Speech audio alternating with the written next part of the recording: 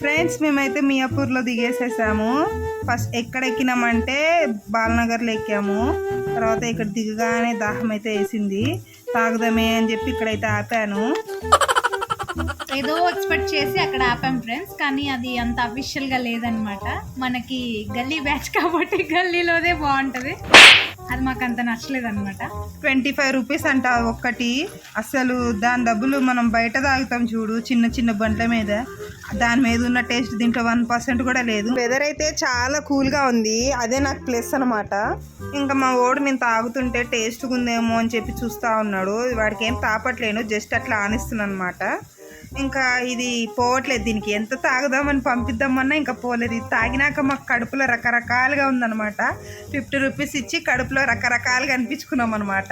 ఇంకా వీడు చూశారు కదా తింటున్నాడు నా ముందు, ఇక నా నోరు ఊరుకుంటుందా తినేసేసాను, కడుపులో పడి ఉంటుంది అనమాట ఒక సైడ్కి. ఇంకా బ్యాంకు పని అయితే క్లియర్గా మంచిగా కంప్లీట్ అయితే చేసుకున్నాము. ఈ గింజగాడిని దీనికి అప్పచెప్పాను అనమాట. ఇది ఈరోజు దానికి వాడికి ఆయా అనమాట. సో ఫ్రెండ్స్ మేమైతే బస్ ఎక్కేసాము. బస్ అయితే చాలా ఎక్స్ట్రాడినరీగా ఉందన్నమాట. ఫ్రీ బస్ అయినా మేము డబ్బులు ఇచ్చి మరీ ఎక్కామన్నమాట, అది ఇక్కడ ట్విస్ట్ అనమాట. Okay friends, bye.